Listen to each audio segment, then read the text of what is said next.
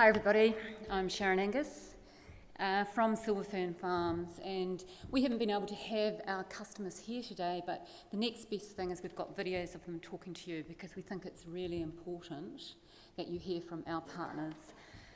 Two things that I sort of learnt this morning from the two first presentations, and something that really resonated with me is you've got to have a shared vision.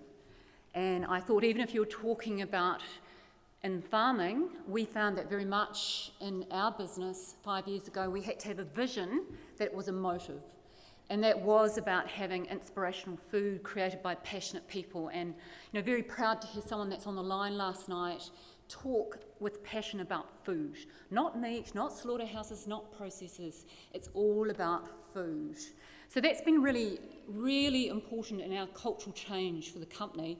The other thing that I really resonated with me this morning is the fact that you actually have to influence. You have to influence your customers and you have to influence your consumers. You can't just, like the gentleman this morning from Robobank said, point at them and say, this is grass-fed, this is pasture-raised, this is New Zealand, this is fantastic. You really have to work out how you connect with them. So about 18 months ago, we looked at how we could position pasture-raised venison from New Zealand far better. And that means that we actually did the research on what it meant for the consumer and the key customer, our chef, what their needs were. And we've come up with an idea and have worked on for the last year of sort of a film, because a picture tells 100 words or 100 stories. And we've found with our consumer over there that we actually have to resonate with what they're seeing. So it was about showing how the animal lives to differentiate it from game, showing what sort of feed they actually get so that they consistently have great feed. So what was important in the farming stories and how we connect and tell that farming story, which I've heard a lot of you say this morning, it was the fact that it was fresh, that it was pasture-raised, that it was this elegant, agile animal that was farmed free. And that was the difference. And we need that story of those farmers, of yourselves. What is important for what I liked hearing from the Americans today was a polished chef. A polished that you're not high premium anymore. Lifestyles have changed. And we can't just be thinking of targeting that 5-star restaurant. We've got to change with the lifestyles of our consumers. And the chefs that we're targeting, and it is a chef that wants a fresh edge for their menu. I heard them sort of say they're looking for something different with venison, that it creates fresh opportunities and possibilities away from just the traditional beef and lamb. And that you need it to show that it's versatile and lean, that it's got a beautiful, delicate flavour, and that actually gives them, our chef, targeted chef, freedom to create.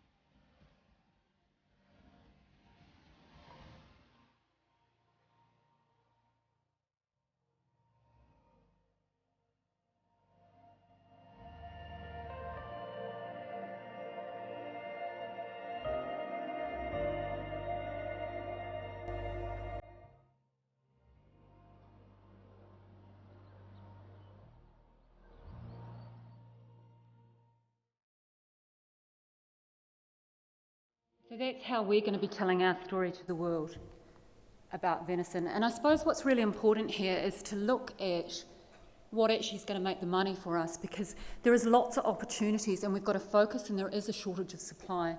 The bottom line is what we get for a frozen leg. The next line is what we get for a chilled leg.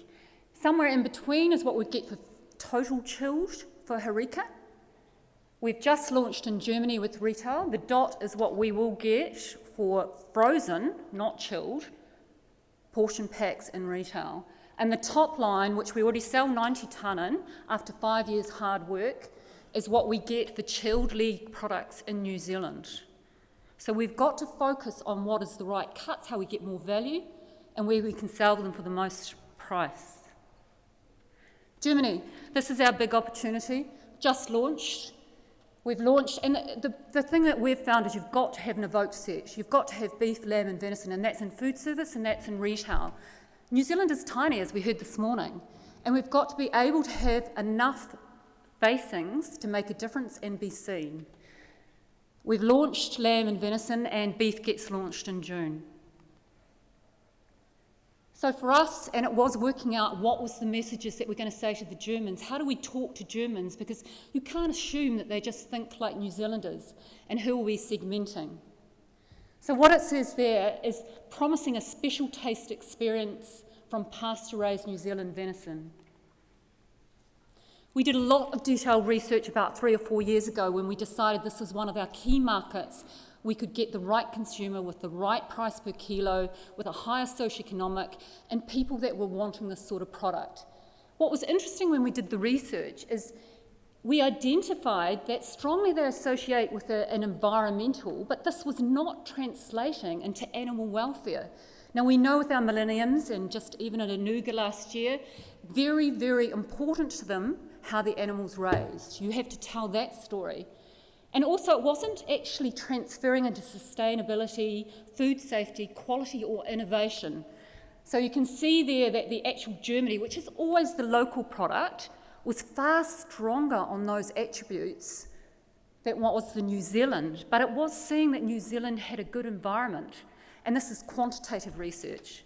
So then we looked at how can we find the right consumers, because it's not about just talking to them. You've got to get into the needs of that consumer and find out what their lifestyle is so you can connect. This is pretty detailed research, but it's what I've done a lot of over the last 20 years, and actually looking at need scope research, finding the segments that are going to be willing to pay for your product. And we're finding a lot that these types of consumers want to associate with the values of the brand. So their values must be connected to the values of the brand. And this is like a food model. And when you're targeting down in this quadrant of the model, you're targeting to authenticity, to appreciation for people that understand backstories and understand about how the animal's raised in farming. So what we decided to target is that we were going to target adventurers and impressioners, and we'd capture the foodies. We're not going for people that are showy, we're going for people that really want to know the story. So how do you do that? It's not easy, it's very hard, it's why it hasn't been done into any degree in retail. I mean, as far as retail brands in Edeka that we're in, there's a couple of other international ones, and then it's just local that we're up against. So, just to give you a feel, you actually profile the people that you're targeting, and someone that's typical of an impressioner is what we would call Carlina, and she's looking for good quality ingredients, but she wants to actually talk about food. She actually sees New Zealand as a little bit wild and a bit different, so she will consider it outside of her normal buying local. Dieter over there is an adventurer, and he's one of those people that you call an early adopter. And he will look for, if he's doing a pie that would traditionally be a very high-class beef pie, he will substitute something that's a new protein into his meal. And he likes to have dinner parties. So then you actually work out where are they communicating, and it's not reading or books anymore. If you're not in social media and you haven't thought about it and you're not communicating to the people you're targeting, then you're talking to no one. So Germans have a very strong issue on how do we get across. Edeka came to us, and there is 8,000 stores, so you can imagine the size of the opportunity. We're likely to be in 1,500 to 2,000 stores by the end of the year.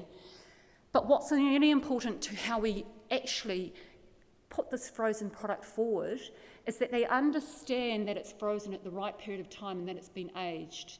And the type of cuts that we're putting in those products will be as good as a chilled product. So we've actually communicated in German, launched a German website that talks specifically to Carlina or to Dieter. So that's one of the key things we need to talk about. The other thing is animal welfare.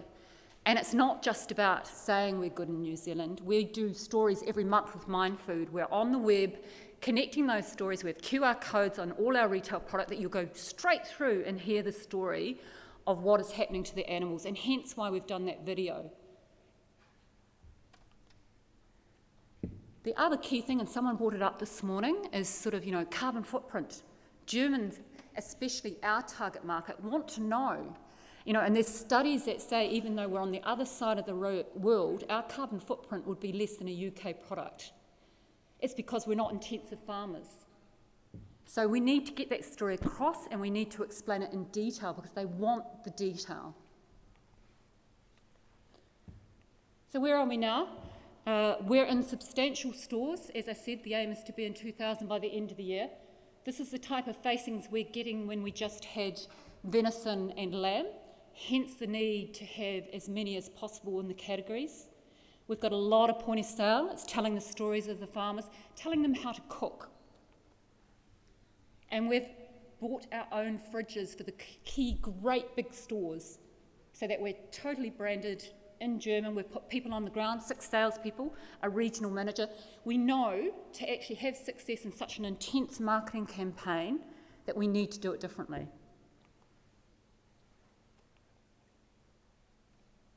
That shows you some of the communication that we're doing, which is talking about the differences in the product. And with that very fresh that was being talked about this morning, it's about fresh ingredients, and that the hero of the product is the venison or the lamb. We're also buying billboards. I mean, you have to do this properly if you're going to try and do it. We've been working for sort of 3 years of how we do it.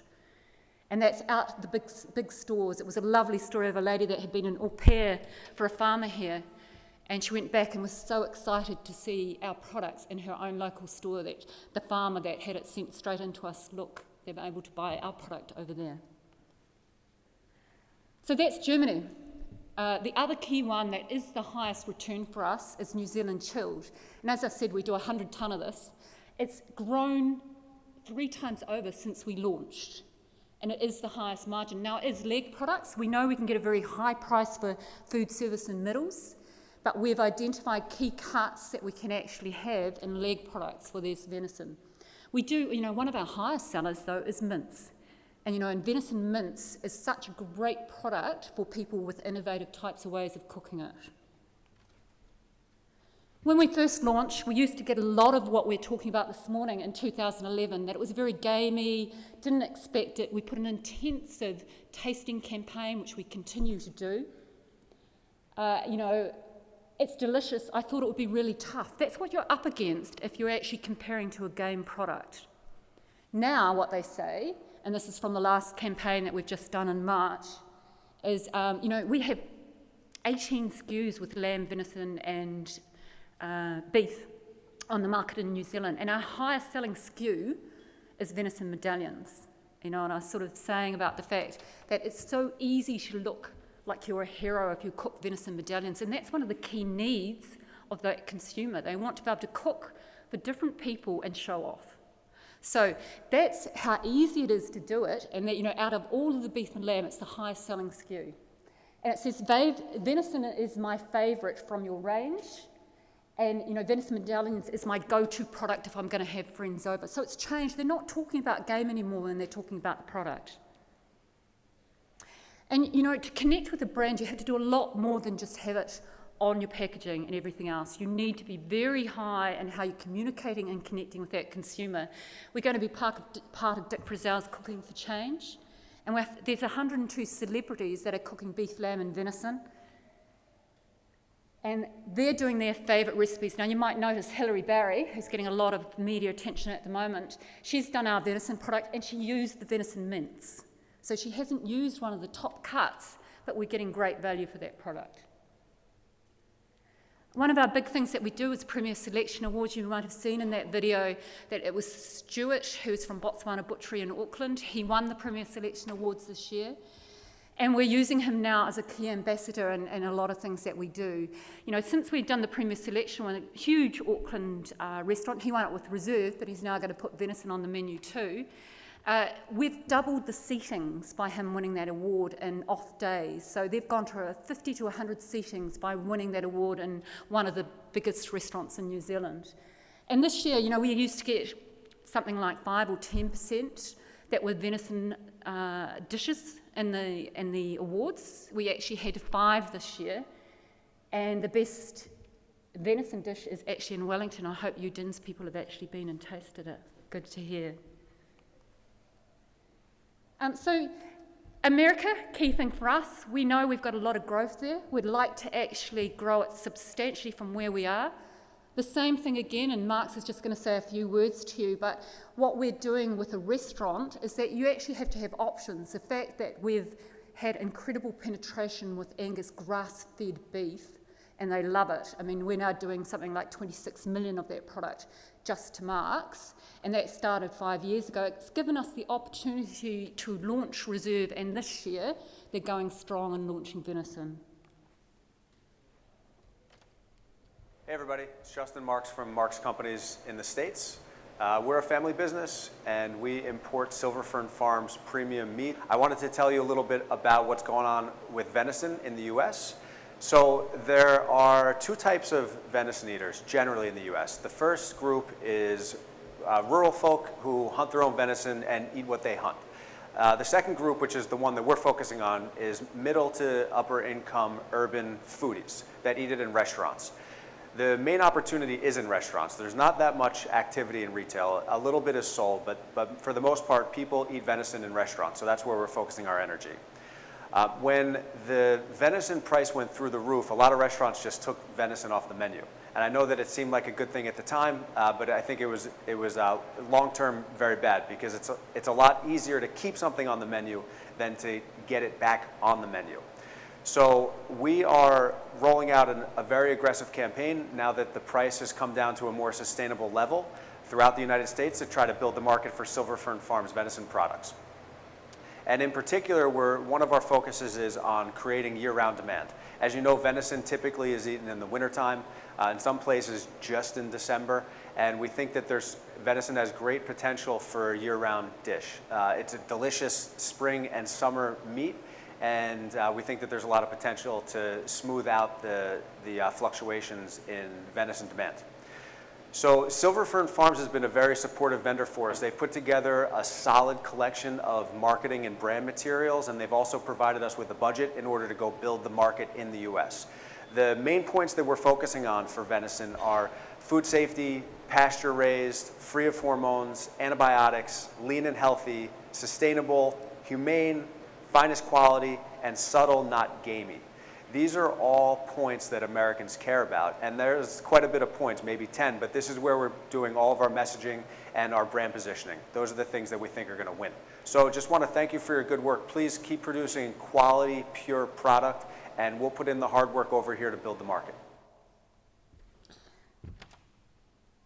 And that's the type of marketing that they're doing. They do most of their marketing on social media, so we provide. They've done a venison competition. They've targeted the foodie websites, and we advertise through them. So that's how we're growing our business over there. Lastly, this is Fresh Direct in America as well. I think I said last year that we were launching portion sizes. Pretty cool to see your product up on a billboard like that, which Fresh Direct did for us. We certainly didn't pay for it. But they're one of those companies that are putting venison up against really fine dining meats like ostrich. So, summer promotion in Europe. Certainly we would see as it being successful as doing what it can to change consumers to eating it and showing them how they eat it. It's a long, slow burn. And, you know, we sold 20 tonne last year, so we did do it in 2014 and 15, and probably similar this year. So it's one of the things that we're concentrating on. It will take a while and a long-term investment, and we've got to look at how we get the return faster. So we did all the materials for the chef, and also books and stories on the farmer.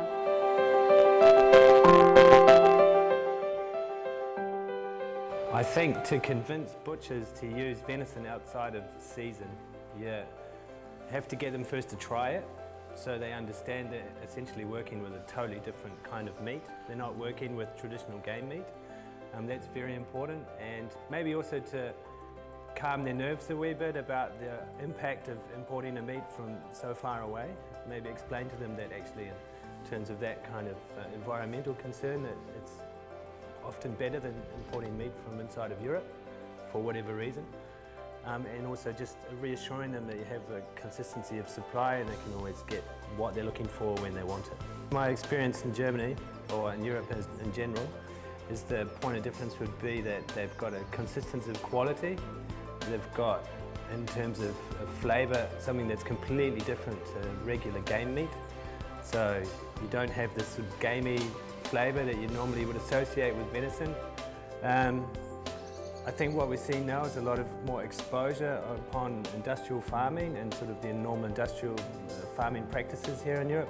And now we can come along with a essentially organic, farm-raised, grass-fed product which is very clean, has excellent quality and doesn't have any of those issues. So we're already coming out from a very good starting point.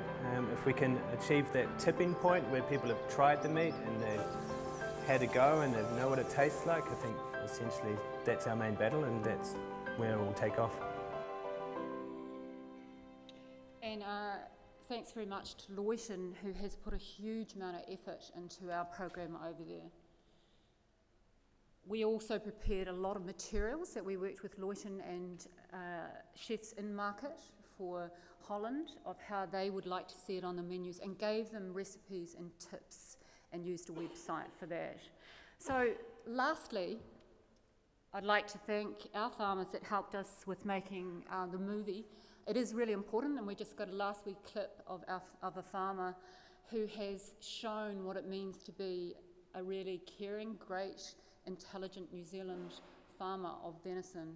And you know, this is important because we need to tell that story. I'd like to thank Mount Pill Station, Pill Forest Estate, Johnny Eckland, and Graham Carr, and of course all your hands that were on there. And I'd especially like to thank Mark Tipley. He hasn't seen this, and I did warn him yesterday, but it's a perfect farmer telling our story. We're a large deer farm, and very proud deer farmer at that. I grew up here as a little boy. It is just an amazing lifestyle. I could never live in a city ever again. Just the big open spaces and just the peacefulness of it all. I think deer are very majestic, very intelligent animal. Having deer that are under pressure or anything like that, or overstocked, you know, they really don't perform as well. You should really be spreading them out on beautiful pastures, keeping them happy. A happy deer is a good deer. And good feed, you know, good grass. We renew our pastures all the time in the paddocks, so we're always getting the best quality grass. Well, I guess in the wild, though, they don't have the luxury of the grass that we put in front of them here as a farmed animal. I believe we've got some of the best English type deer in the country, if not the world. And to associate our brand with Silver Fern Farms brand works for us. Without the likes of Silver Fern Farms, then there's no point doing this. So they're very, very important for us. I'm Mark Tapley, very proud suppliers of venison to Silver Fern Farms.